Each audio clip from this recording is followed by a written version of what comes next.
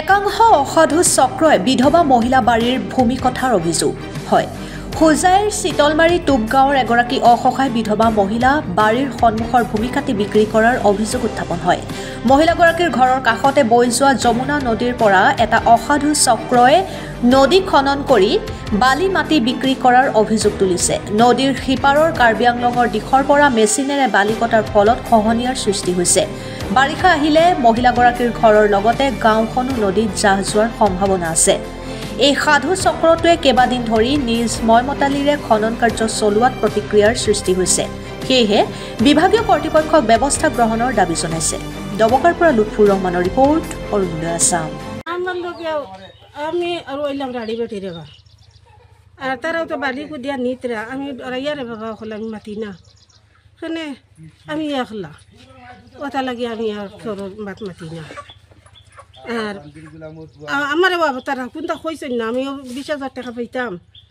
মাটি এফবা তারা নিছই তারা কইছেন দেন বিচারি কইজন নাইলে তারারে আমি বুঝা জুয়া করিয়া 2 কথা কইয়া আমি বাদে পয়সা দিম ও কথা কইছে কে মাটি কাটে লিয়ে যা কে কুদ্দুসে মাটি কুড়িয়া নেরা দিয়ে সোনা কর বলে তার মাটি তারার মাটি আর আমি রাড়ি বাটি দেবা আমি অত বছর থাকি ও আমার গড় দেবা মাটি কাটিয়ে তার কিতা ও বেশি তারা জুয়া দিয়া মেশিন তারা ভারি দিন আমি মাটি না ডরাইয়া কোনো জোর দিননি দম দিননি তারা আইয়া তখন আমি দম দিই না আমার দিছই না আমি ডরাইয়া মাতিছি না এখন আমার দম দিবা নানি আমি ডরাইয়া গিয়া কইছি নাম কিতা আকলিমা বেগম আকলিমা খাতুন আপনার ঠিকানা কিতা কোন জায়গা আপনার এই জায়গার নাম কিতা জানো তাকো ও তো টুকগাঁও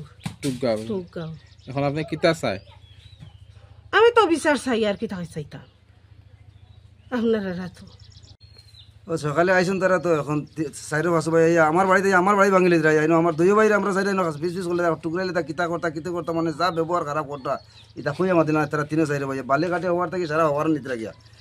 তার মেশিনের আগে থেকে নিতরা গিয়া মাথায় এখন আমার সাইন পিস করলি তা গালাগালি করতা এসে করতা বহুত কিছু নমুনা করতা তারা কোনে কুদ্দুস আব্দুর রহিম ও আব্দুর রহমান সোনা ও তারা খাবগুলিনতে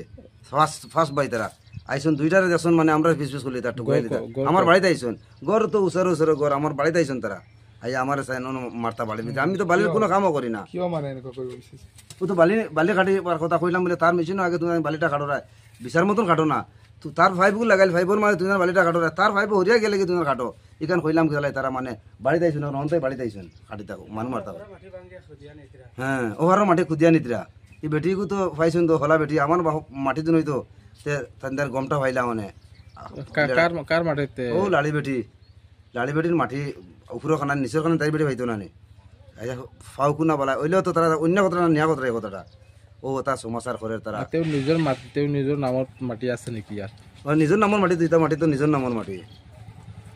মাটি বেলেগে বলপূর্বক ভাবে আহি ইয়ার পর বলপূর্বক করে এখন তারা মাটি কাটিয়া নেয়ার হওয়ার কারিবেলং দেয় ও তা নমুনা করে তারা মানে মোর তো ঘর ঠুকগাঁও আৰু সেইটো কুদ্দুস আৰু সোনা আৰু কুদ্দুসৰ ল'ৰা 2টা আৰু আব্দুৰ ৰহিম নামৰ মানুহ একজন মানে সিহঁতে 4-5 জন মানুহ আহে মোক মানে নদীত বালু কাটি আছে মোৰ মাটিৰ ওচৰৰ পৰা মই সিহঁতক কথা কৰিছিলোঁ মানে মোৰ ওচৰৰ পৰা ল'ব নালাগে সিহঁতে মানে ঘৰত আহিছে আহি পেলাই দাও লৈ মানে লাঠি লৈ আহিছে ইয়াত মাৰিবলৈ আৰু মোৰ ডাঙৰ দাদাকো মানে মাৰিবলৈ বিচাৰি আছে আৰু সিহঁতে কৈ আছে ইটো মাটিটো হ'ল আখলিমা নামৰ মানে মানুহজনক মাইকীজনৰ আৰু সিহঁতে কৈ আছে সিহঁতৰ মাটি কোনে কি কৰিব পাৰে সিহঁতে দেখিব দাওৰ লগত কাটি পেলাই হেৰি কৰিব আৰু মোক দম দি আছে মই নদীত মানে মোৰ পাইপ আছিলে এইটো উঠাই আনিবলৈ মানে সিহঁতৰ মাটি বুলি এনেকা কৈ আছে আৰু এতিয়া মইতো প্ৰশাসনকো কেছ কৰি আহিছোঁ কেছটো সিহঁতে প্ৰশাসনে চাইজ দিব আৰু কেছ ৰেজিষ্টাৰ হ'ব কোন থানাত চৌধুৰী বাজাৰ থানাত এটা আমি গোচৰ কৰিছোঁ আৰু এইটো আমি প্ৰশাসনকো কৈ আছোঁ এইটো আমি ন্যায়টো পাব লাগে ন্যায়টো দেখি দিব লাগে এইটোৱে মোৰ কথা